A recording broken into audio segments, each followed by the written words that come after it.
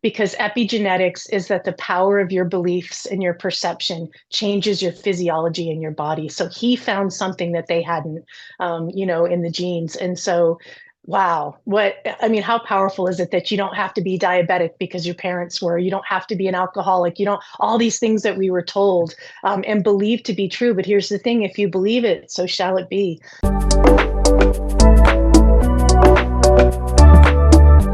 Hello, everyone. I am Claudiu Murgan, the host of the Spiritual Inspired podcast. Welcome to a new episode. Kind reminder that these days you can find us on Gnostic TV and all episodes on YouTube. My guest today is Jessica Martinez. Jessica, thank you for accepting my invitation. Thank you for extending it. What a pleasure and to meet you and to be here today. I'm so excited. Yes, me too, because I've done some research on you. I listened to Oh, previous interviews, and you are a wealth of knowledge and experience. And to be thank you. honest with you, it's quite hard to find a starting point, because there are so many things I would like to ask you. But I will I hear still that a lot. I will Don't feel still bad. focus on the fact that you were raised into a Lutheran and Methodist family, and I don't want you to go through the whole story Mhm. again and get bored with me, but Thank you. just very short, do you know what attracted your family to that branch of faith? Generational. My grandmother, just passed down. But my mom, we grew up in Maine, and Maine is very small town. So there weren't Lutheran churches, which put us in the Methodist for a little while. But my mom was a single mom. My parents divorced at a very young age. And so she was on her own, and we moved about every 2 years of my life. And some towns, little small towns we were in, didn't have a Lutheran church. So we did check out the Methodist, which was the perfect timing for my age because the youth group was fun. I learned how to juggle. I was the juggling clown, like it was fun. So And church was a very big component in your life, and maybe still is. We're going to find out throughout our discussion. But what do you think the priesthood and implicit the church don't accept the capabilities we all have, but only some of us are remembering and are able to use them for the benefits of everyone? why do I think that they don't recognize it? Is that what you said? Yes, yeah. Yeah, they're sleeping. I mean, it says, wake, oh, you slumberers. I mean, it's in the word of God. I'm very word based. Pretty, I've moved past that kind of, but it is my foundation where I really truly met God for real. And so I honor every aspect of my journey and the people that were involved in it and the organizations, whether it be the church or Reiki that I did for a little while. I mean, there was just a lot of things in there. Why do I think the church? Because um, unfortunately, I think it has to do with our DNA. I think it was turned off through the DNA line several, down the line, 100 years. I mean, whatever your parents and great grandparents and everyone believed is inside of you. And I think it all points back to that. And I think that's why what I'm doing with people is so integral, because I'm turning on their DNA by what I'm doing. And that is giving them cause to remembrance of who they are. So I think that's what it is. I think it's coming in through the generations. Interesting that you mentioned DNA so early in our discussion, because I had a question about that. And how exactly do Yeah. you turn this on? And I had a chat on a similar subject with Dr. Bruce Linton like 3 months ago. Love him. And It was 3 months. Okay, I got to find that one. I was trying to find it through your 180 congratulations episodes. I read his book a couple years ago. Fascinated me. I don't read many books. I'll be honest with you. I really don't. I can't keep my attention long enough to finish the book. But this particular one was right in line. It spoke. You know why? Because epigenetics is that the power of your beliefs and your perception changes your physiology in your body. So he found something that they hadn't, in the genes. And so, wow, how powerful is it that you don't have to be diabetic because your parents were, you don't have to be an alcoholic, all these things that we were told and believed to be true. But here's the thing, if you believe it, so shall it be. So he really helps you to rewire that. Like, hey, you have all-powerful God within you to change anything by what your perception is of it. So I don't remember your original question. So I'll get I back told to you you're gonna that. have to keep me on track. DNA, that's right. Okay. DNA, but Yeah. I think that, DNA. How do I activate it? It's through yes. the scalar frequencies. And that is something that I knew intuitively that I was creating in the field, but I didn't know how, except I believed it was through the languages. The frequency was creating it. Now, I don't know if you've heard of this man, Dan Winter, Dr. Dan Winter, but he has studied the science of consciousness for 30 years. The study of bliss, the science of bliss. He wants to bring it into the field, into the schools for children. He works with children on the science of bliss. he I just happened to come across one of his videos, and he was talking with a younger girl about their thing they're starting. In the first 18 minutes, the last year of my life has been scientifically proving to me what I do in the field that I knew intuitively, but couldn't have told you how. Now, all these videos and things have come to me that are scientifically proving what I'm doing. And so the scalar frequency is what changes the DNA. And I believe that's created through the light languages. And when you say activate DNA, I mean, we all know about the two strands of DNA. Are you Ooh. talking about the what they call junk DNA being activated? Yes, I am. And it's even more than that. And I don't want to get too far out there. I will just say 12 strands of DNA, and what are we functioning with, two or whatever. So yes, we have crystalline DNA that's running parallel to our carbon-based DNA. They call it the God DNA. That's what I'm activating. So And that can be visible at the physical level, or it stays at the spiritual? Because I asked Dr. Bruce Limpton this question, and he said that throughout his research, he couldn't find a physical proof that more than mhm. two strands are being activated, but he believes that at the spiritual level, that is possible.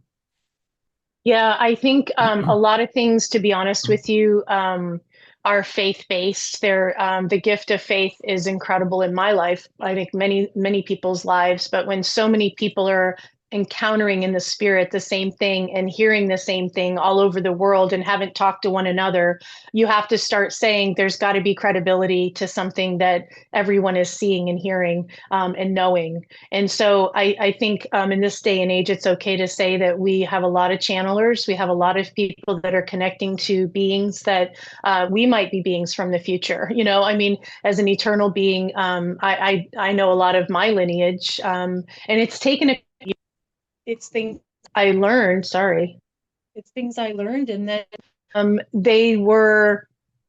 Um, by a complete stranger, I did an Akashic reading and she confirms it. And then by another person, I did this astrology reading, and then galactic astrology, it's same thing, like the same thing. So I truly believe it comes from being connected to God spiritually, being able to hear and see and have encounters. And so my whole life with the spirit with God, my source, creator, maker and creator and sustainer of all things, has been an encounter-based relationship since I awakened in 1999 is when the first time I was caught up in the spirit in the Lutheran church in Dallas.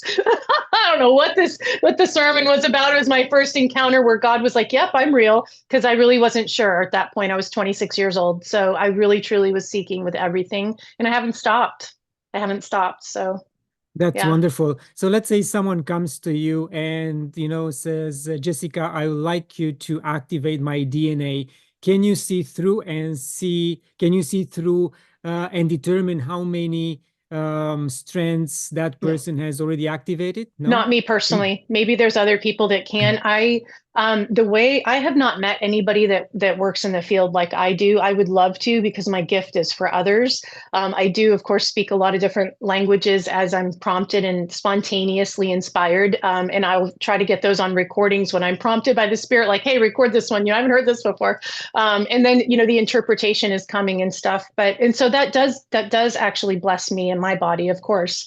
But no, the way that it happens for me is once I set up a sacred container, I have your full permission to enter your field, which is your magnetic field around you that's caused from the electrical being that you are, which we call aura.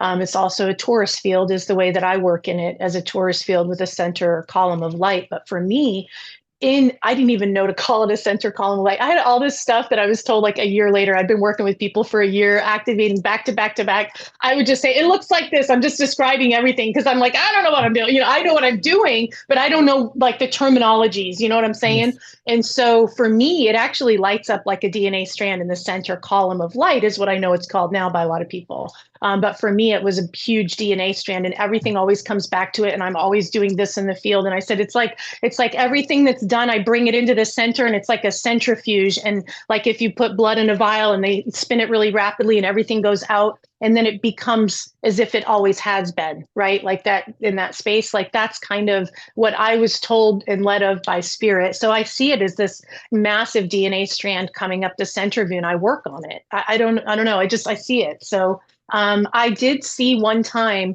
a little like green bulb kind of a thing that it almost looked like, I don't know, want to say the C word. I'll just use bacteria then. If you look like a bacteria underneath a scope and it has all these kind of spikety things, it didn't look like it fit, is what I'm saying, on the strand.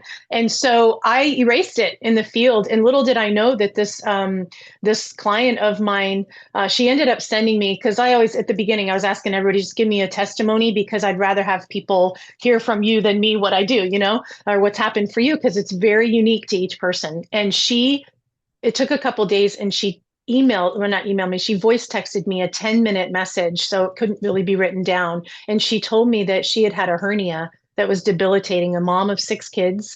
And she had a debilitating hernia, and it was gone. So I guess that's what I took.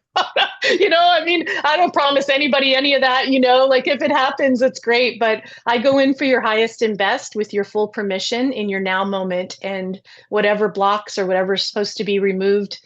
Sometimes for the person, it's all healing. Sometimes they've done so much of their own work that I get in there and it's a lot of destiny stuff. It's stepping them into their calling. And sometimes it is like, I say past lives, but I don't believe in past, present, and future. I believe that it's all happening simultaneously, but that is a terminology that we use to speak of what we're talking about, you know.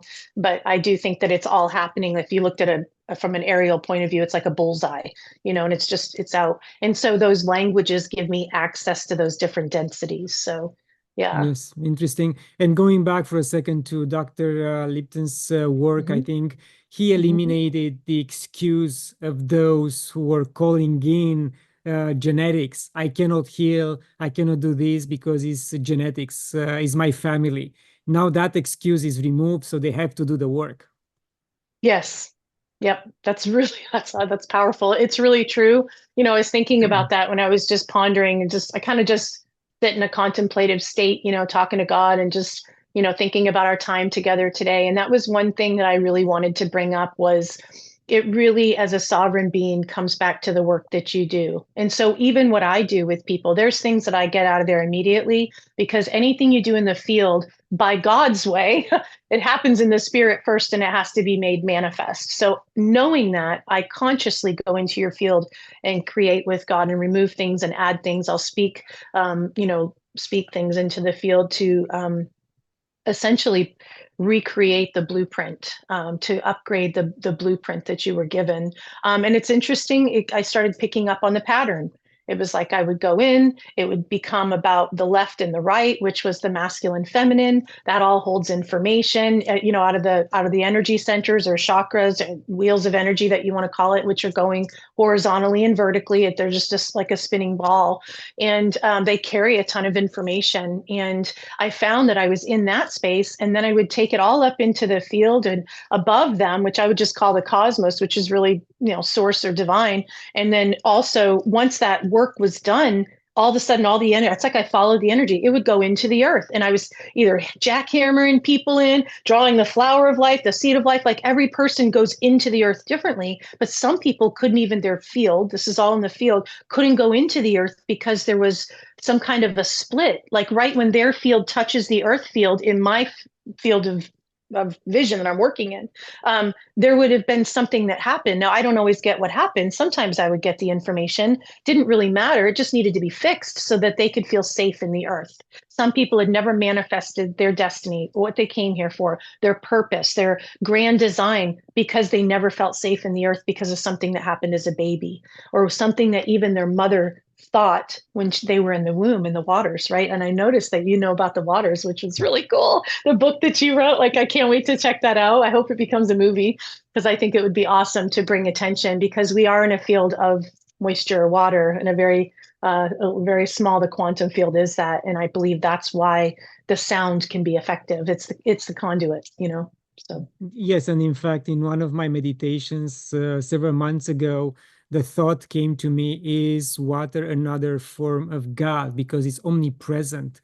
We cannot survive without water. We breathe in vapors. right. It's everywhere, like God's presence. So that was The my feminine, thought. Yeah. just like you said, the she's it's the womb. We're in the womb of creation, you know? And yeah, there's definitely fluid, you know, I think it has to be there to live, right? I mean, look at the baby floats around in fluid, you know, it's all part of life. Absolutely. So Man, it's yeah, incredible. Jessica, you mentioned, tongues, and I call them light languages like a lot of other people.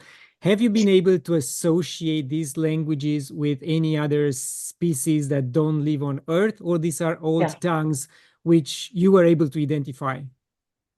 So that's an amazing question. Thank you. To be honest with you, I have so many tongues that I got to a place where I didn't need to know what it was. I just knew that it was powerful. And if it came forth, then it was doing something. So that's how much, like, I've been doing this for 12 years. So this is how much I have, thousands and thousands of hours. I just released it. I would pray in the spirit, I don't know, hours, when I was around very prophetic people in the church. And these women are just, you know, and I'm just like out on the outside, just staying in the spirit for hours and hours. And I would see stuff, and at that time, I was warring. I was an intercessor. I was keeping the darkness out. You know, I did that a lot through my church days of intercession with the gift of tongues and interpretation. And as I came forth out of the church in 2020 and got, you know, like awakened in the twinkling of an eye, is what I really truly happened to me. It was a massive paradigm shift. These other sounds, tones, frequencies started coming in, and my hands came online. I just started, you know, and so I didn't do it on purpose. I mean, it just was flowing, right? It's an even still. So I in 2023, and I don't know if you're familiar, you probably are with this show, but not many of your viewers may or may not be familiar with, you know, Starseeds, people that are truly from other origins. I've been a Starseed many times. This is like my last time here. It's been many years in different, you know, Sirius, all these things. And I've had it confirmed, and, you know, they trace it through your bloodline, through your birthday, all these things, right?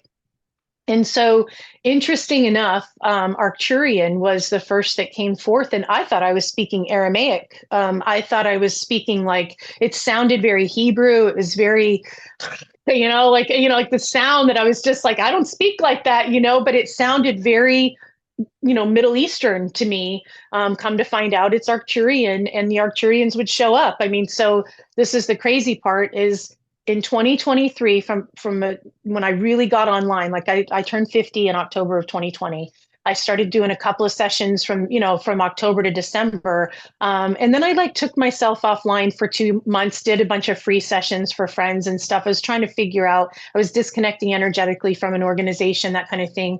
And then I did an interview, which I sent to you, which I didn't think anybody would see it. It got so many hits, and all of a sudden I'm flooded with, you know, people coming, and so I had to, you know, kind of put my website together and all that. And from that time until August or July, it was a massive rush of apparently star seeds that hadn't been activated. That's the only thing I've come to learn. I felt it at the time, but it's been confirmed, you know, and quite honestly, the Arcturians, the Palladians, Andromedans, there's been others. But yes, the languages are coming forth from those, depending on who it's connected to. To be honest, a lot of Mayan, Native American, a dialect, and all that comes forth through me. quite often. And but it's always, honestly, it's for them. It's what's ever in their blueprint. I've had people tell me that that's their prayer language in their prayer closet that nobody's heard. I've had a woman who had lost her husband. Mediumship came online, and it was his tongue. And she knew it was him, and because it was his language, and they always wanted to know what it meant. So it's just I'm open, like I'm just the vessel. So a lot of different ones have come forth, and quite honestly, many. So I have had like Lemurian. I called it mermaid language because it was very like, and my kids were laughing. My kids were like, "Okay, mom," But I know intuitively, and sometimes if I just hear a language, it activates inside of me. So there's just so many, and yeah, so, but the cool thing, I even have like whale language. And in the whale language, for me personally, was during an intercessory time, doing plant medicine. And it was the grandmothers. It was the generations of grandmothers coming forth to birth the divine feminine through this individual. And at the same time, my whole left wing was being built out in the spirit. And so it all came together at the end, bringing on, and she's writing a book about Eve, and it all just kind of made a lot of sense. But you just never know, and so I just release it because I know the language has a high intelligence of its own, and if it comes forth, yeah, I mean, I've just agreed that I would be a vessel. And quite often I do get the interpretation of the language, especially when I'm working in the field with somebody. I understand where we're going, what we're doing, and it activates visuals for me.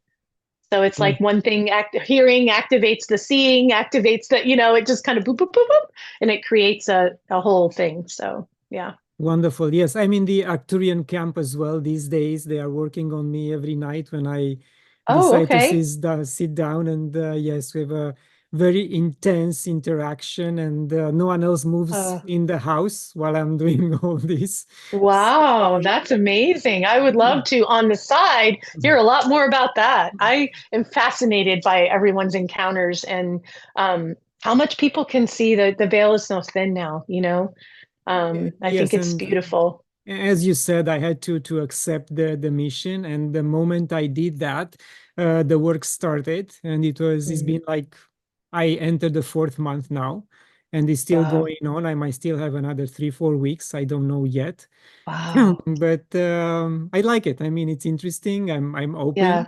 uh, Yeah.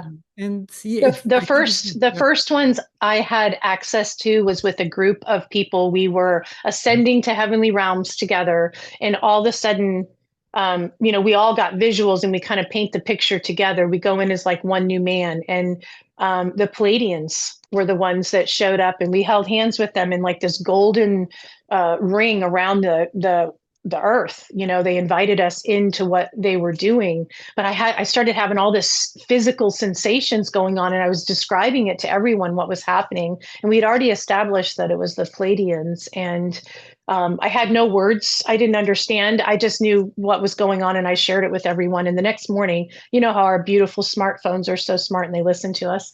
I had on YouTube, I had these Alta Major Chakra video in front of me. I'm like, never heard of that chakra. What's that? So I listened to the video, and I was like, oh my gosh, this sounds so familiar to what just happened. By the third video, the woman's talking about the Palladians came and activated it for her, blah. And I'm just like, this was my first beginning encounters with other light beings, right? Yeah, extraterrestrial type. And then they started coming into the sessions, and every now and then, I call it like it's activating Christ consciousness is what that Alta Major chakra activation does. And so I put that on my website because I ended up, just like I told you, when the spirit says, hey, record this, I did it. And it actually was the activation, and it wasn't in a private session that I couldn't share. And so I ended up capturing it, and making a video, and putting it out there for everyone. They call it the ascension chakra. It gives you God's point of view, the eagle eye, and it connects your medulla oblongata and your third eye and your higher heart and your throat. And so all of the things that I'm doing, have really been about throat chakra activation, which was so interesting. I don't know, if you follow, gosh, what's his name now?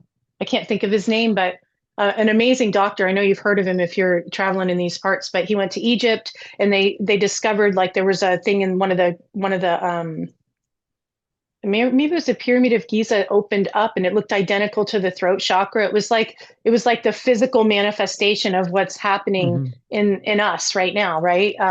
And so that was, I think I came across it on Instagram, and of course it all goes back to the sound. It goes back to all the solfeggio and all that frequency, energy, and vibration, that the keys to the universe, as Nikola Tesla, who's fascinating to me, said. So yeah, it's been pretty cool because many people that work with me instantly have boldness that they never had before to speak their truth.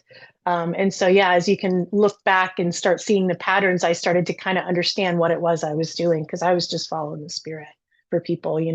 Yes, very interesting. And Jessica, you mentioned that this will be your last incarnation on Earth. Have you been told what will be your next destination, if you can share, of course? I don't. I have no idea. I just know that, and this is kind of funny because I had an encounter where it was a donkey, and all I could see was the back end of the donkey. And I could also see on the other side of the whatever, don't even know what to call it, the other side of the dimension, where the donkey was being pulled by the reins. And it was like, no, Mhm. that I've come to find out that was me not wanting to come back to Earth. I only know what happened before. I do not know where I'm going after, but I definitely have. It's been confirmed many times. And honestly, a lot of my friends, the same thing. They're like, yep, this is the last one. Astrologically, galactic astrology, my galactic astrology girl, she lives over in London, England area, and she does an amazing job intuitively moving in the Akashic with astrology. Just knows it, must have done it in another time, because it's very fluid for her. But you can see in the actual chart, there's like a circle with a cross where it's like it's all like I fulfilled everything, and that's all happening in this life. So I've only apparently had 4 lives here. Originally, I'm an Orifim angel that creates worlds and things. So when I did my Akashic reading from a girl in Hawaii, I call her my Hawaii Akashic girl.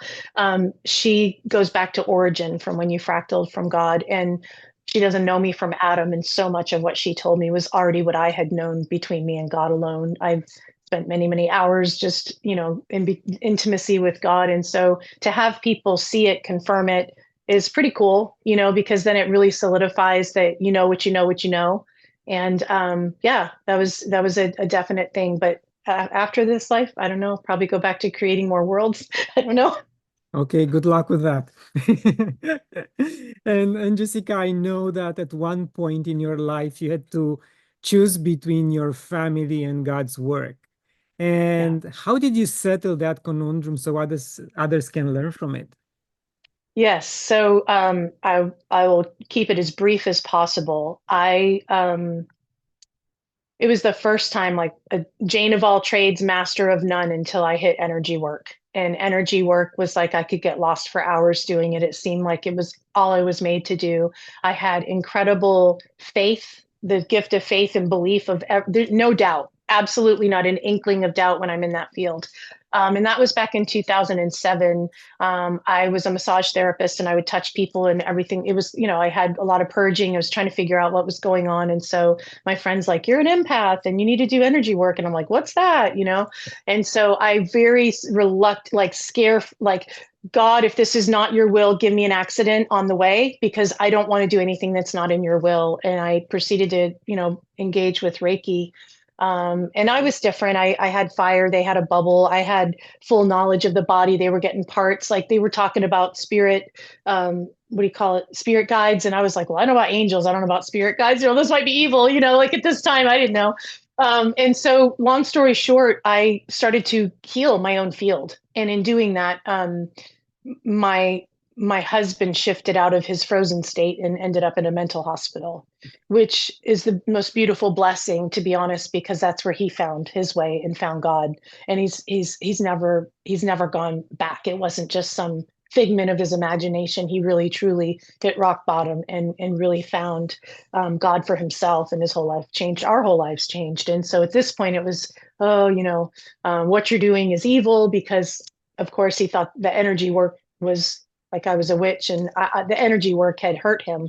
But really it activated him, right? I mean, that's what it does. It brings coherency in the field. And so you're sleeping together every night, and your auras cross over and stuff. So, and I was putting my hands on him, and so he's like, he went through a time where he's like, don't touch me. You're doing that stuff to me, because it was very scary for him, and I understand it. And so of course I wanted to stay with my husband. I have 3 little children, 3, 5, and 8 years old. And yeah, so once we got out of the mental hospital, went through all that could probably be a book and a movie someday of what we went through. But it was time, and it was time for me to choose. And I was incredibly sad, and I got caught up in the spirit, and I stood before the light, and I heard, because I'm a hearer, and I heard, remember, that was my first encounter too. I was called up, and I heard, I went through a whole experience in talking with God, and I heard the spirit say to me, is your husband going to be standing beside you at the end of your life when you come to tell me why you didn't do what I called you to do? And I was like, oh no. And so the spirit said, I want you to trust me. I want you to go back into it, and I will show you. You don't need pendulums. You don't need any rocks. You don't need anything. You just need me. And so people started coming to my front door while my husband was I don't think he still even knows that to this day. But while he was at work, people would come to my front door, and they were believers. They were Christians. We would pray together, and I would say, well, if you're here, God has something for you. Freely I've received, freely I give. It was a gift. And I would do, the energy would start flowing. That's where I had my encounters with an angel that looked like a big gladiator, no wings, just this massive, like Roman, 9 foot, and told me to go to the feet, because, God told me, go to the feet, you're doing too much. And I went, and I was in a company of angels, and he was at her head, and I was like, whoa, just incredibly humbling experience. And so I chose to walk away from all of it to serve my husband and keep my family together. And I went into the church, and I got activated in spiritual gifts. And so I started teaching and activating people in all their, and that's when the prayer language came online. I'd activate people in that, and prophecy and everything else, and have Bible studies, and get women together. One of my greatest gifts is discernment of spirits. And yeah, so it seemed like that's the kind of people I was attracting, that had that gift, so it could really magnify it and see really the ins and outs of that. And so, yeah, after 2020, when I awakened, it was time to reconcile everything I'd thrown out, and the baby with the bathwater, which at that time, in 2007, quantum science was just a theory, and I was into it. I mean, if I would have stayed, there's a party that's just like, man, where would I be today if I would have stayed doing it, but I can't stay there, because the journey that I went on brought me to great intimacy and trust with the spirit. So it's only by that am I able to do what I do today, because I just trust. I just move out of the way and trust. So yes, we really have to to have trust, and as you said, let go, move aside, and everything will happen. And it's a full surrender. Exactly. It's a true surrender. And it's hard for people. Do you know that I should do a class on just how to surrender? Because people really, truly do not know how to let go of control. And I think it all goes back to intimacy. If you can't trust some being you can't see to come through you or have you, in that way, especially. So that's where the prayer language taught me, like I saw that it was more intelligent than I could ever be about what somebody needed when I prayed for people. So it taught me how to move myself out of the way, because of my desire to serve people and love them and see true change in their life, so. Yeah, because it goes back to what we need, not what we want. And I learned that a Yes. while back. So it Yeah. was a very harsh lesson for me, for sure. Dear friends, I am thrilled to be the organizer of the Holistic Wellness, Purifying the Body and Clearing the Mind conference. The conference addresses an essential need in today's fast-paced and often stressful world. With the increasing incidence of lifestyle-related health issues, mental stress, and environmental challenges, it has become clear that wellness must be approached as a whole. By attending, participants can learn about the synergy between physical health and mental clarity, discovering alternative ways to cleanse the body while cultivating inner peace and resilience. I encourage you to sign up and join us on this journey towards holistic well-being for ourselves and our communities. Use code HOLISTIC24 for 50% off. The Spanish version is also included when you sign up. Until next time, love and gratitude. Yeah. And, honestly, I've had friends come to, well, do I tell you all the things I need? No, no, no, don't tell me nothing. I want you to see that this is spirit, not me. And then everything that they wanted to tell me wasn't anything that came through, but what came through was above it and it took care of everything. So it was like, you just trust the spirit. I don't know what they need, but spirit does, So yeah, it's Yeah. a beautiful thing to surrender and just allow. And that's what led me into co-creating, right? That everything shifted out of the healing. We'll still continue to have those layers, but I was ready to start manifesting my life because I got to a place where God said, okay, you can have anything you want. What do you want? And I was like, I don't know. I mean, how many times do you get asked that in your life and actually think about it? I took a couple days on that. I was like, gosh, I don't even know. But I just was like, you know what? I'm just going to start somewhere. So I started with manifesting a car of my dreams, and it happened. So I was like, this is easy. We can do this. So let's So briefly touch on that story of manifesting a car, which is something yeah. pretty big ticket. So Yeah, that was my first thing that I was like, all right, God, I'm going to test you on this one. I think I get it. I think I get it, but I'm going to try how my system, right? Because everybody wants a formula, but that's the beauty of the spirit. You just have to allow your intuition, to guide you. But with this particular situation with manifesting, I learned that your thoughts are a seed. They're the masculine, the electric, and the feminine is the womb, is the magnetic, is the emotions. And so when you take that seed and you drop it down into that womb and you attach emotions and feelings to it, the feelings is where the magnetism is. And if you can feel something down to the descriptions, to the essence of what you, as if you've had it, right? Like the first time back in massage, way back, I was in the church and the first two scriptures I got was Mark 11:20-24. And I loved it because it was different than what I had read in a different scripture. It said, if you believe that you've already received it, you can have it. Now I had no grid for that. So I've gone after that for years. And now I get it, because if you can truly step into the feeling and the descript down to the details. So mom of 5 here. Okay. My oldest is 24 in the Navy. My youngest is 7. I have 3 boys and 2 girls, beautifully gifted Starseed children, all Chiefs, no Indians. And so I was done with the mobiles is what I was getting at. I'm done with the minivans and the SUVs. And I love to drive. I should have been a race car driver. I love to drive. It is fun for me. There's no fear. I love to drive. And so I really, I gave up my Ford Probe GT back in the day when I, started having kids, and it was a 2-seater, or not 2-seater, 2 doors, and you couldn't get the baby in the back seat. So we had to get bigger cars. So I wanted to get back to something smaller. My kids are getting older. And so I was looking at, I wanted classy. Like I said, I turned 50. I wanted classy, I wanted sexy, and I wanted fast, So I started looking at Cadillac. I started looking at Lexus, Mercedes. I started doing research on them. I was doing the ins and outs down to the tiniest details. So the more details you put in, the better, right? So I knew I wanted heated steering. I wanted cold and, air conditioning and heating on my seats. I wanted a double sunroof, not a single. So that kind of narrowed down my field. Like I had specific things that I really wanted. And so it narrowed down the ones that I could do. And then I just went and sat in them. So my test drove, I just got the feeling of it. I saw myself in it, right? I really, truly stepped into the feeling fully. I got these guys started sending me when cars came on their lot, got them working for me. So it was a constant reminder. And what I said, it was in January. And I was like, well, everything I'm looking at, man, they just changed the model.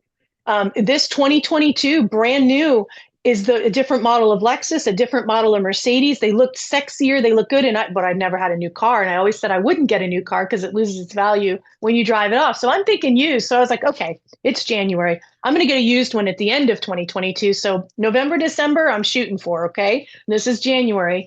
So I spent the first 2 months, I would say January to March, just really looking at cars, narrowing it down to what I really wanted, because I knew I had to get it down to the detail.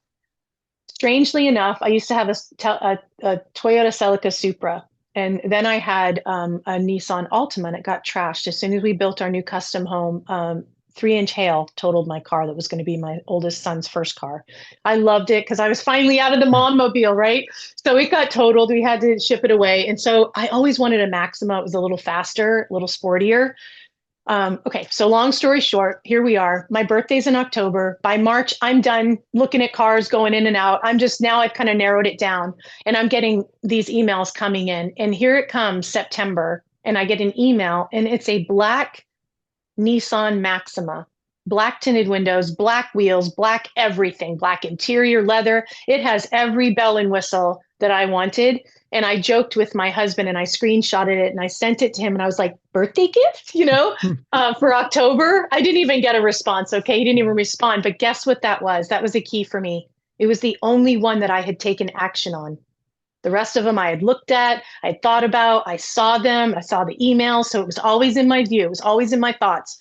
Oh, that would be so nice. Oh, that's really pretty. I can imagine that, but this one came along and it struck me. And I loved it enough to take a screenshot and take action on it. And that is what is in my garage downstairs. So manifested right before Christmas, a year before my daughter, she's 20-year-old now, but she was 18 at the time, had a massive car wreck. Okay. She got a settlement because it was her car. It was a brand new car. So she got a settlement and she wanted a specific car. And in my mind, I kept seeing a specific Nissan dealership. We went to 2 others and I said, honey, you're not finding it here. I keep seeing this particular dealership. Let's just go up there to this one. And sure enough, the car she wanted was there, but it was used. As she was driving in, she saw an Altima that she wanted more. It was brand new. And my husband said, try to do brand new because it's got the good warranties and stuff. Okay. So we're sitting in there and I'm just helping her with her car. And my husband calls and he's like, well, what'd you guys find out? I'm like, we found the car. She test drove it. She loves it. And he's like, what about you? I'm like, what do you mean? Well, what about you? What about, and mind you, this was a joke. Like, he was like, yeah, like we're going to get a new car. We do not have the money. You guys, we did not have a savings. We have paycheck to paycheck. We don't have 401ks. Okay. This is the reality of our lives. We are living in abundance where when it comes in, we give it out. We ask where it needs to go first. And so we stepped into that, abundant circle back in, I don't know, 2007 or whatever, maybe 2000. Anyway, no, it was 2016. I think it was 2016. Anyway, built a dream house, 3 acres of land, anyway. So I really wanted an in-ground pool. And he's like, well, it would be the car or the pool. We can't really do either one. But I'm like, but now I can, right? I'm getting the keys to the kingdom here. And so he's asking me, and I was like, well, I mean, honestly, I always wanted an Altima. He's like, well, did you see any? I mean, I've always wanted a Maxima. And he's like, well, did you see one? I said, no. So I get off. He's like, well, ask him. I get off the phone. I ask the guy. My husband shows up. He's like, I can't find the one in the back lot, but we have one on the showroom floor. Do you know that I drove that car off the showroom floor? My daughter and I had our cars hood to hood, these big $500 bows on them. We're jumping up in the air that day. And we drove off with 2 brand new cars. And I got the car that I wanted, exactly the one that I had sent to him back in September. I got in December before the end of the year, just like I had done. Nice. So yeah, it worked. Nice. I know that was a long story, but it was a year. So there was a lot. But yeah, that's really, so it really is about the thought. There's so many thoughts coming through. 95% of them aren't yours. But when you attach a feeling to it, now you're going to birth something. And that's what brings forth that manifestation or that birthing of something. And so it's a seed. It produces after the like seed. So whatever the seed you've planted, that thought that connects to your feelings, we manifest all day long, every day. We just never knew we were doing it. So when you consciously start manifesting in your life, you can truly have the life of your dreams. And so, or we don't pursue it long enough to manifest it. We just think of it on and off. And right. Yeah, that's absolutely true. I do believe the trickle of those cars coming in once a week, like little notification, hey, it was a constant reminder.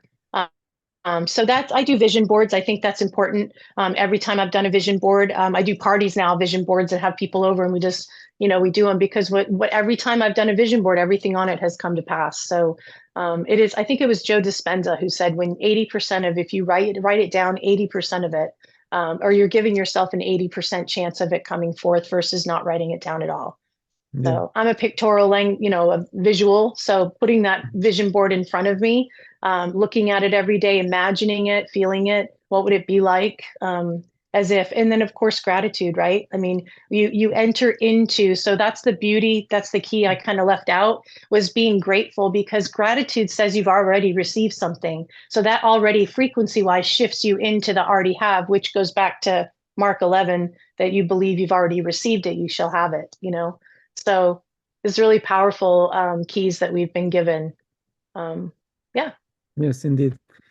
Jessica, I know your curiosity awakened by a spirit led you to learn or look deeper into the real meaning of the Bible. Could you mention any of the teachings or passages that you found were distorted from the original? Wow, I didn't know that was going to be your question, because I was thinking that the little keys that actually activated me was what I was thinking you were going to ask. But ones that were distorted, well, let me put it in a bigger context. I started seeing contradiction. It didn't feel. I'm a sensor and a feeler first. It didn't feel right. It would say one thing and then it would contradict. But I'm being told by the church, oh, there's no contradiction. Something. What's wrong with me? Right? Just get in line. That's the program, right? And so for me, I started studying the Word of God. I got a concordance, and I started studying the Hebraic and the Greek, which led me back to, not Sanskrit, but the original language.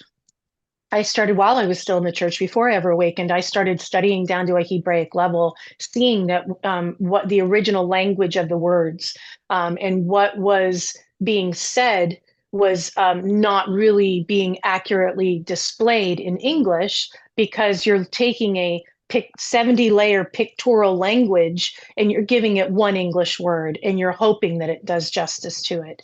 I will, gosh, I would be really controversial, but hell was not in the original Bible. And that is one of the biggest ones that I have really gotten persecuted for, just kind of throwing that one out there.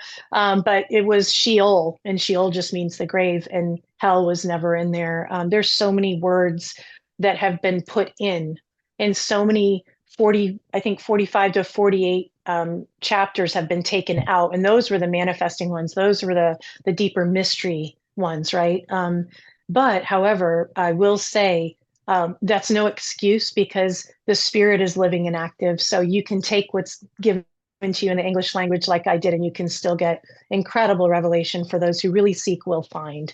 And so I went back to the original language the best that I could, and started seeing a bigger picture. And then, my whole thing, which when I would teach people in Bible study and stuff, it's like, well, if a chapter starts with therefore, you got to go back to the previous chapter. Don't take anything out of its context. All those things that if you ever went to church, you were hopefully taught, to not just pick and choose. And so, there was it was done in the Middle East, where I'm in America, like, we can't possibly have the context of certain things. So it's, oh, hell is fire and brimstone. Well, brimstone was an actual incense that they used. It wasn't for some burning hell somewhere. And there were bodies that they burned in a place. And that was the connotation. That's already actually happened. And so if we're not given all the facts, you don't, you take it surface level, it creates a whole different story.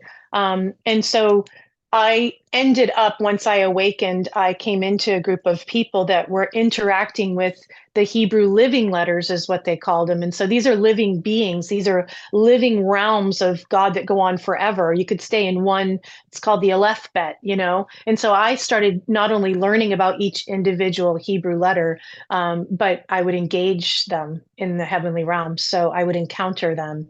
And that would create encounter for me, which has taught me more in the last 4 years than I learned studying the Bible all those years, because I actually had to give up everything I'd learned and everything I'd studied. I had to take my foundation back to nothing. Now the word is always tucked in my heart, right? It's written on my heart. So I actually, when I came into the quantum understanding, I went back into the word through that quantum foundation, resolving to know nothing. Jesus said, resolve to know nothing or take no thought. Paul said, resolve to know nothing. We've been constantly taught, get out of the intellect and ego, get down into the heart space, right? It's all there if you want to see it. But if you don't have the right foundation, you won't see it. And so my foundation came back to nothing. I was not so prideful that I had to hold on to everything I'd been taught. I was so desperate to know the truth that I was willing to give up everything I had studied for 15 years at that point and taught other people. I was okay to be wrong. I was okay to say, I don't know anything now, to be built on the right foundation of truth, through the spirit of truth. So that's what led me to the Hebrew letters, which Dan Winters shows, which is incredible. He shows that those are aspects of the consciousness. So when you take one of the letters and you just slightly turn it from a different angle, now you've got the next letter, now the next angle and the next letter. So isn't that like the full spectrum of consciousness? And so when you study the Hebrew language, it actually, they're the light languages. They're the fire languages, what they're called, the fire letters, the black and the white. And it actually activates your consciousness. So that was right in line with helping me to really, truly open up even more. And so once you learn and engage, everything is living. I've been in Psalm 23 three times. It's a huge waterfall. We've played in it, like it's not just words on a page anymore. You can't even see the word the same way. I was having encounters with the word, right? And then I learned that I am a word out of heaven, we all are. So and we all have our own song, right? Which is that sound. And it's just beautiful. So I don't really necessarily have a particular scripture, but I will tell you that it does say to study to show ourselves approved. And I did take that very seriously, and I did continue, and I still do continue to study. It's moved more off of the Bible. A lot of things I held by faith. Like if somebody would come, like Enoch, the book of Enoch, I tried to read it. It started, I realized like, that's not where my focus, like spirit was like, you don't need to focus here. It's not that it's not true or it is or it isn't. It's that there's a lot of things I just received by faith because they finally made sense to my spirit. They resonated. And so I didn't have to know it down to the level of trying to teach someone, because I'm a visionary and teacher. That's my dharma. So I always like get to the place of wanting to teach it, but I had to kind of release that too, and just be like, if it's supposed to come forth, it will. Instead, just the greatest teacher is encounter. I pray for people to have encounter more than anything, because nobody can take that from them. And that's such an intimate place between you and your creator, Yeah, this type of encounters will give you everything you need, will feed Yeah. you with energy. And going back to what you just said, it's amazing to me that the church doesn't really want to revamp itself as an institution and gain Yeah. trust of the new generations that are coming up, and they don't go to the church, they don't believe in God or in spirit. So I think if the Bible will be revised to its true content with the right translation, as you said, and all these missing books that were discovered in 1945, 1947, were included, then I think it will give a different perspective and meaning and trust to the new generations. Do you know why it doesn't happen though? It truly doesn't happen, because when you talk to people, when you talk to people about, when you come at them about their foundation of belief, it's their identity. It really isn't. It's an affront to their identity, because they've based their entire identity, and some of them have based their finances, because they're leaders in the church, on this information, and they would rather not disrupt the status quo. And that's the sad truth. I've run into it constantly when I left the church, and I love them. I honor all them. I went back several times because Spirit asked me to. I knew exactly what my mission was, and in June I was done. And I'm heavily persecuted within my own home, in my own marriage right now, because my husband's continue to get more and more religious. I bounced back and found a medium and kind of reconciled everything I deemed evil back to myself, because it's all working for my good. And he's still fighting me on there's hell, and I'm over here talking about unconditional love. So there's a real divide in our own home of the 3D, 5D split. And I feel for anybody who is going through that, because it's incredibly painful, and it's real. It is real. It's like there's just la la la la la la la. They just you're in error. They believe it. It's been ingrained in them. It's literally in their very DNA, from their ancestors. And unless they are a rebel, it really is a miracle for people to be awakened right now, to be honest. I mean, because it's and the beauty is that the collective conscious is, the bowls have tipped, is what God had shown me. The scales have tipped, where like that monkey effect, the collective consciousness has shifted in such a way that everyone is going to awaken at this point. They don't have a choice. And what I mean by that is everyone has choice. But what I mean is that everything in all of creation now is causing them like that, right? That we're in the age of Aquarius. It's the age of technology. It's the age of disclosure. there's the more things get disclosed, the more people are going to say, well, if they lied about that, what else did they lie about, right? And then it's going to start their process. Even that kind of starts, my daughter and I were observing, it kind of starts with the food. When you start realizing they've been messing with your food and you shouldn't have fluoride in your toothpaste and all these like little things, you start to go, ooh, they're awakening, like the truth is coming online, it's being remembered. And I always used to say this when I taught, in the word in Bible study, it says that we're returning. A return means you've been there before. It doesn't mean it's new, So everything about the word was about returning to origin, which means we've come far off of it, And so, but unfortunately, I think it might be a little while before the churches are revamped because, quite honestly, it is and this is in every church. And honestly, this is not even the church that I came from recently. They are a debt-free church. They're not trying to get people's money to pay bills. They truly are debt-free. And they have built an incredible empire, many different locations. And quite honestly, if you're told that you're forgiven by God, you're loved, and everything is possible, those are their core truths. I'm like, my kids can go there. Those are wonderful things to stand on, right? But then it's all the other deprogramming that would have to happen. So that was a whole nother subject for another day. But what do parents do when they hit this? I've got my husband, who we all used to be together, all 7 of us at the church, together. And now my husband goes by himself. And the little ones are like, I don't believe in hell. I don't want to go. If they're talking that hell's real, I don't want to be there. And that's my 7-year-old. And this generation, these younger generations, they come in already knowing. They're already awake. They're teaching us some stuff. So I've been blessed by that as well. My kids are incredible jewels for me. They teach me more than anybody, I think, honestly. But it's going to be a while. I hate to say that, but I do believe because they don't want to see. And I think your perception's your reality. I mean, I don't want to say the truth is subjective because there is an absolute truth, and that's things that have actually happened.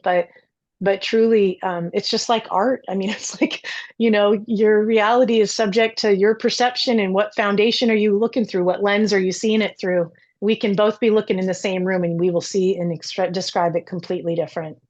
And that's, yeah. And in a way, I think I understand what you are going through, because just yesterday I talked to a newfound friend, and she was telling me about her Kundalini experiences and out of the body experiences. But she goes with her husband at the Baptist church. And first time when she mentioned to her husband about this type of experiences, he thought that she's crazy. And since then, she doesn't mention that that thing anymore. I mean, he knows that she's doing some Reiki and reflexology, but these are very mild, let's say medical interventions and helpers.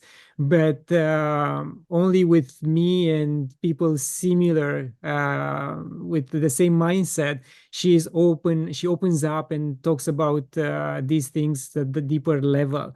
And I can feel her pain. And I showed her my books and said, oh, I cannot display those books on my shelf because they're about Indian yogis and plant medicine. And I will open up Pandora's box by just doing that.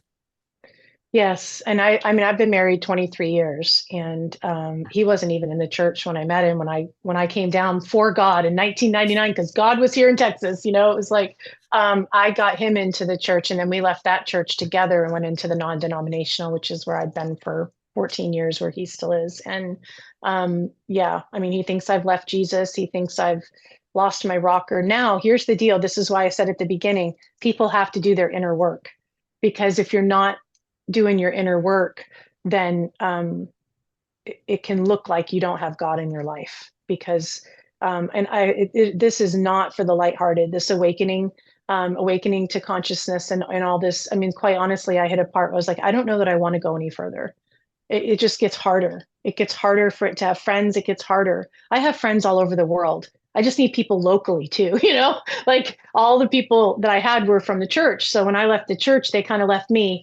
And I was kind of a sojourner by myself for about 2 years. I had one really good friend that would allow me to share with her. And she's still at the church, back at the church. And she's, we're not really as close anymore. And it saddens me, but it's because of that divide. She doesn't get it. She doesn't understand it. And that's okay. It's people like me. I find my like tribe.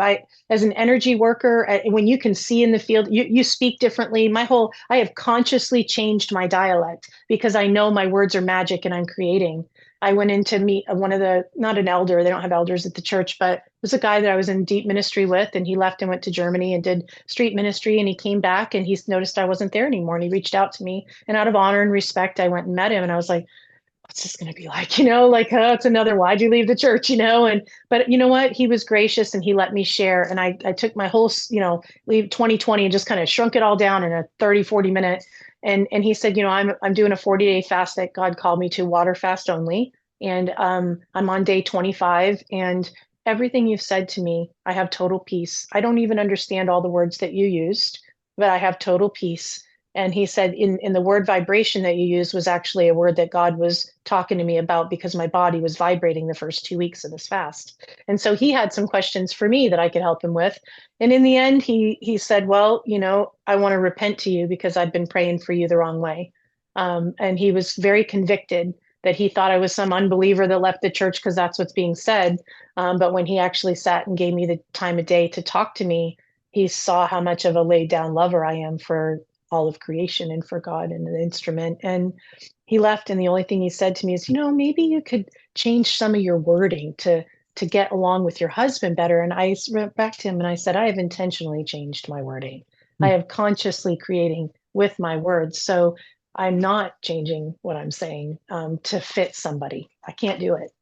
I roll so fast in the flow. I can't think ahead of time to change it back to the construct that I used to be in. It's impossible for me. And I realized, though, I made those things, right? I created that happen so I could see how far I've come. So I could see and choose again. Will I consciously choose my words, or will I slip back in to appease another man? Right. But remember, I told you what was I faced with in that divide was the spirit caught me up and said, is your husband going to be standing here when you say you didn't do what I called you to do? I know why I'm here. It's very clear what my mission is. And at this point in my life, I love my husband.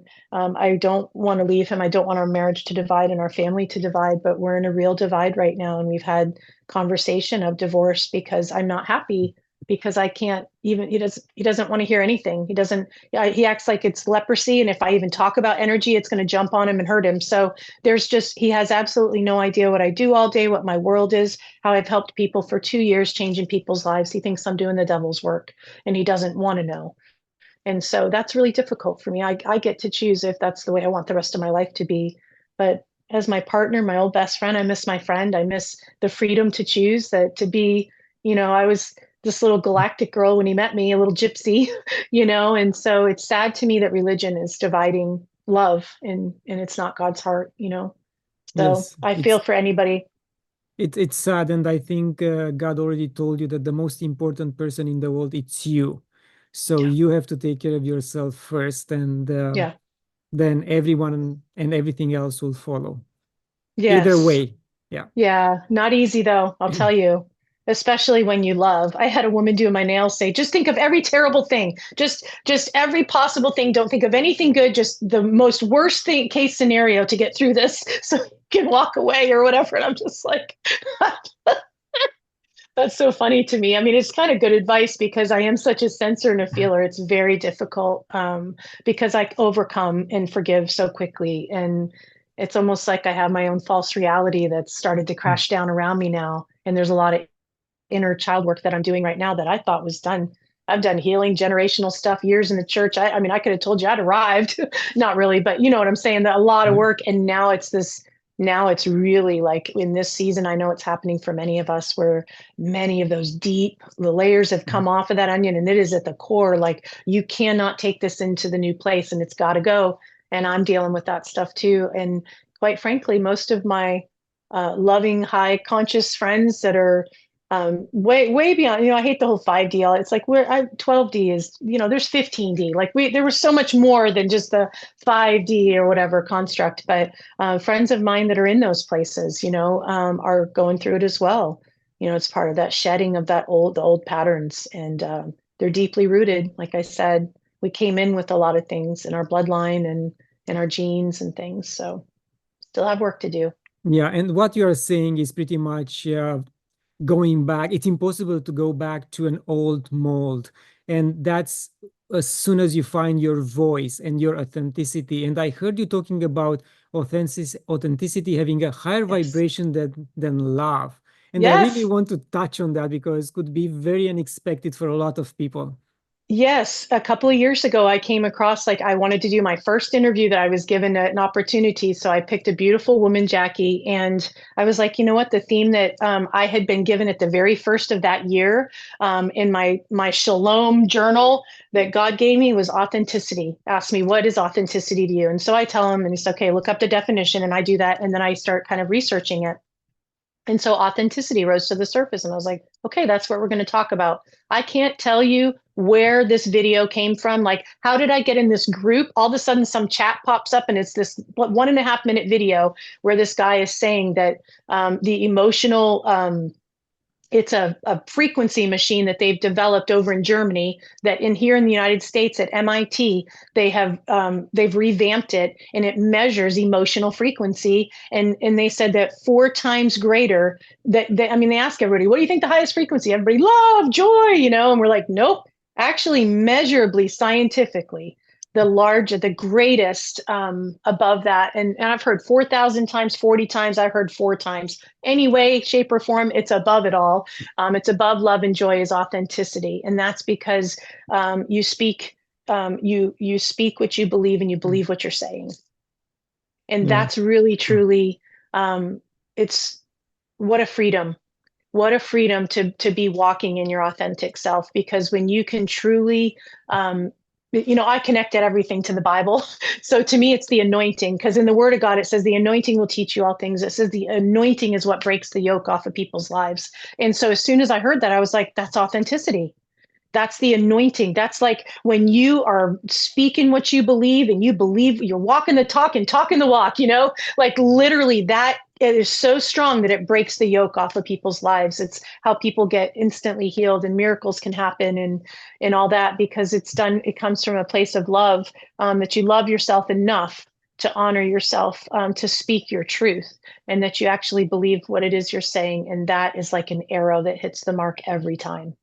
And so that was the biggest catalyst in what I'm going through over the last year, is that I realized I'm being authentic with everyone but my own husband, because I have to hide because he doesn't believe or like anything. So I just started hiding. I didn't do anything wrong. I just started hiding conversation. And, like the groups I'm on, it's like, I can't talk around him. It might trigger him. And he walked in on some galactic conversation I was having with a friend. He just came home from work. I didn't even hear him come in. And he was just like, I was talking about the Galactic Federation, and he was just like, we want to talk about like, what is my wife into, And that it was an instant, like it contracted me, and it was like it made me want to hide my authentic conversations. And then, I got into counseling a couple months ago, on my sister's request, because things had gotten so bad that I was leaving my body. I was literally, what God showed me, I was kind of up here in the spirit. I was literally trying to constantly, I was in full flight and I was literally outside of my body. And when I met this counselor, what's coming out of my mouth was not matching what she was seeing about consciousness. And she's thinking, you meditate, you're all cool, calm. And I'm thinking I am, but I was so far out because I was experiencing just wanting to get out. I was just so unhappy and so sad and distraught. And so I had some work to do, and I'm still doing it. But yeah, she looked at me and it really hit me hard in July. And she said, you're not being authentic with your husband. You talk about authenticity. And I went, oh my gosh, I've been talking about it for 2 years. Little did I know that I was not even being authentic in my own home. And so everything had to shift at that point, because I will not be inauthentic and be a divided house that can't stand. When you divide when you're divided, you cannot be powerful. So I decided, And I know it's sad, but next time you can say that was code for robbing a bank, Yep. So yeah. So authenticity is the key.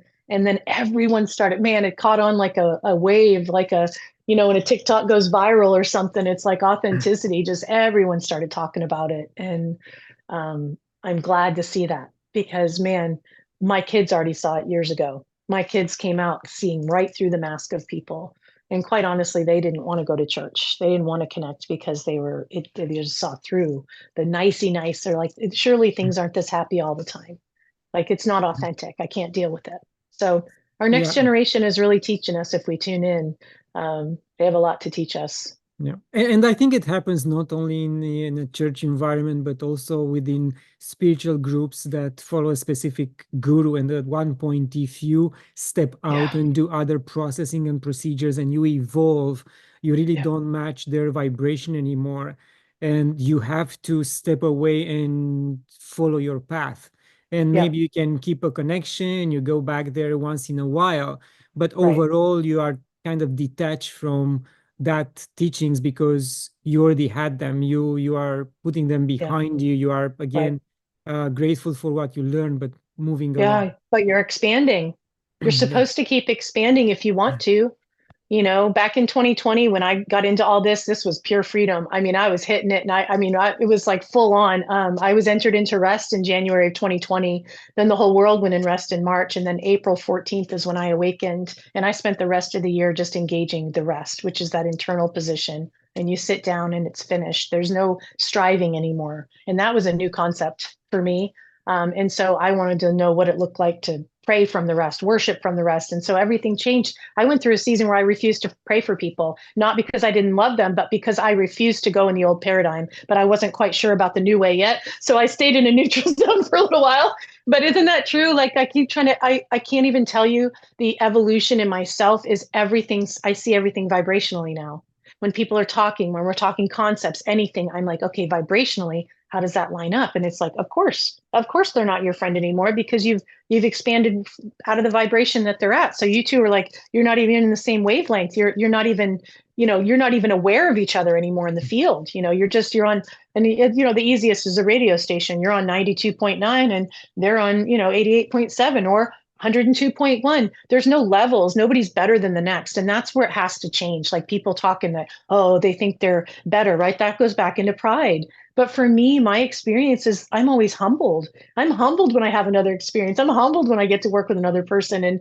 And so it's all dimensional. It's like just which density are you in? It's not this ladder where somebody's higher than the other. That's what I couldn't stand. And that's what felt energetically wrong in the church is these echelons of people that was, one's better than the next. And it was very difficult. I have always been programmed to be that level playing field, which is in the word of God, it's like the sons of God, where there's no more, apostles, prophets, all these different things where we have unity of the faith. And it was interesting when I was teaching that Bible study, I was telling you about with different women. I was reading the word 25 to 30 hours a week to come up with a 30 to 45-minute little mini sermon and activation every Wednesday for the ladies. And it was amazing journeys I went on. But in saying that, I lost my train of thought. That's all right. I'll tell you. That's all right. I don't remember it now. Doesn't matter. It wasn't important. Jessica, you mentioned Yeah. sorry, go ahead. Go ahead. No. I was just going to say, if it was meant to be said, it would have been said, but it didn't come forth. So it's okay. Jessica, Yeah. you mentioned expansion. So did you get a hint on what direction your growth is going to be next year? Well,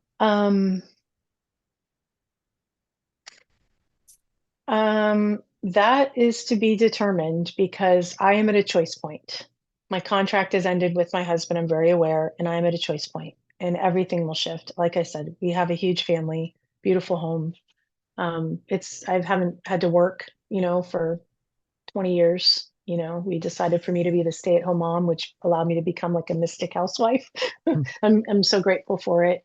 Um, but yeah, it could go one of two ways right now. We're at such a precipice. So on an individual, private, personal level, if I were to not be with my husband, my life would greatly, probably even go international because I'm so connected all over the world with people. I would have the freedom to do more, be more, have more, so much of that has been limited, yet I've still been able to shine and press through with all the resistance. So can you imagine without the resistance, what would come forth? So I really am at a choice point, and I'm not really sure what I'm going to choose. So depending on what I choose will be what my next year looks like. And I know I can create it all. I just haven't decided what I want to do. So Yeah, to be determined, maybe we should check back in a year, do for another one of sure. these. Yes, and I know God will take care of you and your family. Thank you. And I truly believe that. yeah, and It's scary though. it's very Yeah. scary. Yes, I know, Yeah. because we have examples in our circle, and it's happening, and it's not. We see it from outside, and we can advise, but there is nothing else we can do. Mhm. I'm lucky with my wife that she's on the same path, and she understands Mm. what I'm doing, and the kids It's are beautiful. there. They are not criticizing or running away or anything like that. They are embracing whatever they see. Yeah. And I hope that my energy and my wife's energy will slowly seep into their consciousness. And at one point, they will awaken, because they're adults now. So Right. we really hope for that thing to happen in the near future. Yeah, the hardest one for me is my 24-year-old. We really stood on that, which the way you train up a child and the way you should go will return. And he's really trying to, he's very intellectual and hard to connect, very fact-based, right? Very, very high analytic. I mean, of course, he's a nuclear engineer in the United States Navy at the age of 18. I mean, he's pretty smart. And so I've been trying to help him, like, hey, you got to meditate. And the reason it's not evil, it's going within, it's taking no thought, just allowing stillness, because it's all, there's a lot of thoughts. And so he's kind of getting there, but he really is still, even as an adult, you move out, you don't even go to church, you don't see, and you got all this conviction and guilt. And so I've been stripping those things off of him when we talk, to give him the freedom to choose. But he comes, and last time he was here, he had a conversation with mom and dad, and boy, mom and dad's views are very different. And I said, son, you created this. You created that option because you wanted to be able to choose, which way, because it is very different. And so it is harder for the older ones because they knew you and were raised in a certain way. Then I've got my 20-year-old daughter who allowed me to finally do a session with her. She's totally coming online. She's totally awake, and she is on fire to get somewhere. And so she and her friend have asked me to start coaching them every Sunday, activating them and teaching them and just being this mentor. And I just am like, oh my gosh, I've been waiting. And so I'm very supported by the kids. My oldest son has been nothing but supportive, incredibly.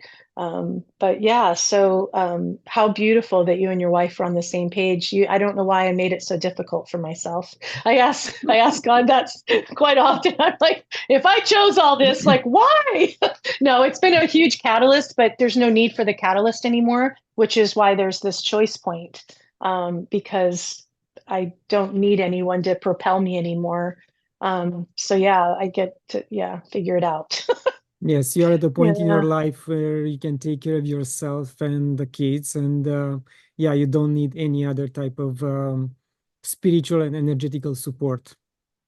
Yeah, the one that has constantly come up against me has been my own husband, which has just caused me to dive deeper and to find the truth. So he's just been that catalyst for me. Him and my parents have really been my greatest opposers, that have been that catalyst to drive me deeper and find it out. And the more I wanted to prove them wrong, the more I grew. You know what I'm saying? And so it's just, now there's no need for that. There's no need for that. There's like smooth sailing now, in the consciousness. So, but man, we are, 2025 is really going to be something. I heard 50-50 when I always ask at the beginning of the year, what year, what word. And so 2024, I heard 50-50, and that came with a lot of vision and understanding in a quick second. It was kind of honestly 50-50 chaos, 50 chaos, and 50 was going to be okay. And I saw like tsunamis and hurricanes, and, I saw a lot of devastation this year. And now we're kind of coming to the close of the year, and there's been some pretty devastating things that have rocked our world, quite honestly, when you know the truth about why they've happened and what's behind them, weather stuff, all that. It sounds all conspiracy theory, but I don't get into any of that stuff. If it comes to me, I know spirit brought it, and I'm supposed to be alert to it and be aware, but I don't go looking for any of that, And so I'm very blessed to when I hear about something, I hear the depth of it. I hear the real truth of it. And I'm like, take note. Okay. I don't do politics. I don't watch the news. It hasn't been on in my home since my 24-year-old was 9 years old. Can't do it. Won't listen to any of that negativity. I'm highly sensitive. I can feel it all. I don't let my kids do it. Like, we're out of it, you know? So anything I know is it comes through the spirit or comes through trusted sources that feel the need to just tell me for some reason. Why? Well, it's the spirit, you know? So take note of that. And this year has proved to be true.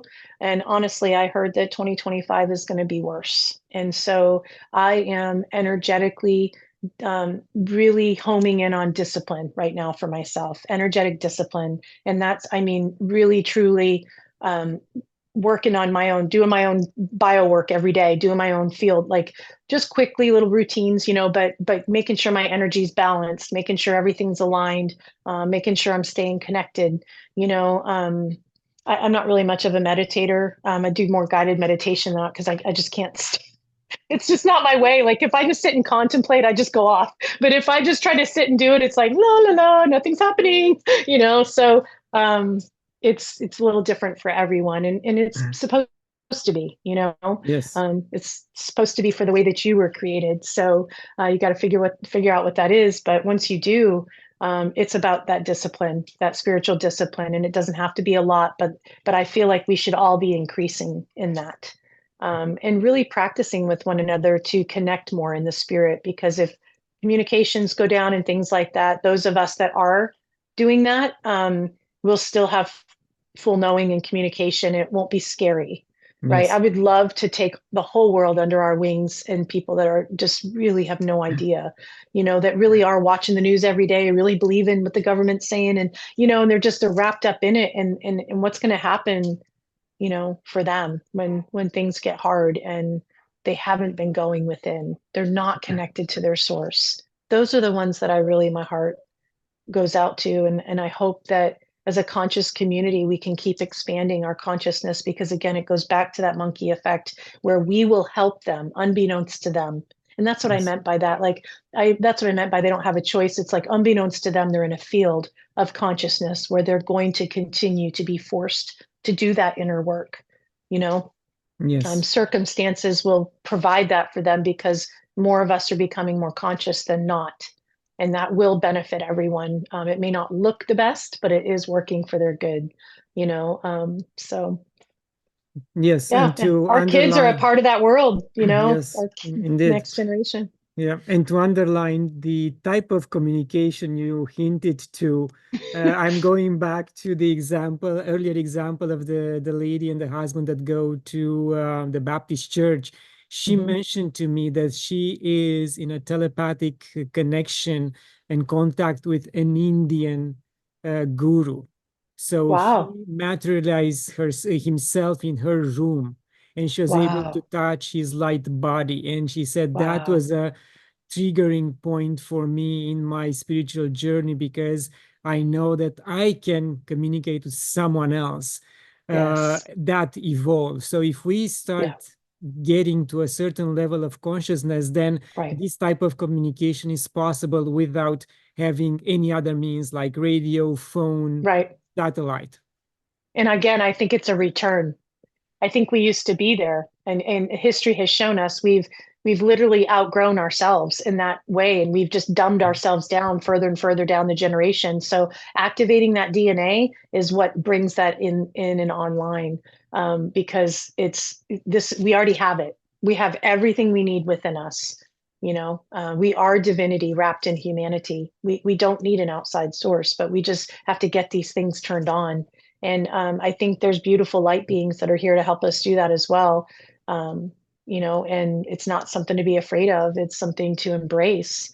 And yeah, so, which I think, you know, in the grander scheme, they're all facets of us. I think it, you know, in a different level, but it's for another conversation too. But yeah, what an amazing, can you imagine have like Baptist church versus a, I couldn't go back. Like there's some point you can't unlearn what you know. Like, and you can't dumb yourself down anymore. Right. Yes. That's one of the biggest things that's happening over the last 5 years transformation is we've been playing it small, and it's time to not play it small anymore. It's time to let your light shine and really truly go after it, because we are capable of so much. We are powerful, potent, and have great potential as humans. So yeah. Yeah. Jessica, you are giving the world a lot of light, love, authenticity, and more authenticity very soon. If Yeah. you have the chance to give humanity another gift, what would that be? Outside of what I'm already doing, Yes. it would be to make centers. So not to give too much away, but I would love, and I don't even want to call them healing centers. I want to call them almost like energetic facilities where there are so many different modalities to help us, right? The med beds are coming, all these things. So we are the tuning fork, but there's, you know, like Einstein said, the frequency is the medicine of the future. If that future's now, we're already in it. We have devices that are frequency devices that you can just run frequencies and adjust your entire being, you know. So I would love to create, not just be that, but to have many at a facility all over the world that people could go into for those that aren't as intuitive, aren't as adept, that they could get online just like that and be helped physically, mentally, spiritually, emotionally, and in a full picture, body, mind, and spirit. So I would like to have a bunch of money to, you know, create facilities that where people felt safe, that to evolve and get back to the beings we used to be, but also go above and beyond, you know, and become something we've never seen before, at least in this day and age, you know. Yeah. But that's what I would like to do. I would like to have facilities available for everyone. Thank you very much. And I don't Yeah, want to thank you. conclude without mentioning that the white fluffy pillow behind you looks like an angel's wings. So I love it. And this beautiful painting behind me was painted by my friend when I did that Akashic Hawaii. He listened to it and he painted this golden portal. And then he was like, I just don't even know what the portal's going to have coming out of it. And he's a world-renowned artist, come up and coming. He lives in Canada, and I just love to plug it in there. Michael Wills artistry. He is amazing. He's probably going to move over to London, and so he ended up putting a phoenix rising out of the golden portal that is me. And so it was a perfect backdrop for me to do my sessions and podcasts and stuff like that on. So I thought the white little fluffy went with it perfectly. yes, indeed. So Very Jessica, angelic, right? yes, very angelic. Thank you very much for your time, Thank you. for your energy and love and everything you do. Much love and all the best in 2025. Thank you. Same to you. And thank you so much for having me today and inviting me. I'm so grateful for you. Thank Blessings to you. All right. Take you. care. Thank you. And to my viewers, thank you for watching. Share it, leave a comment. Go and watch older episodes. And until next time, love and gratitude.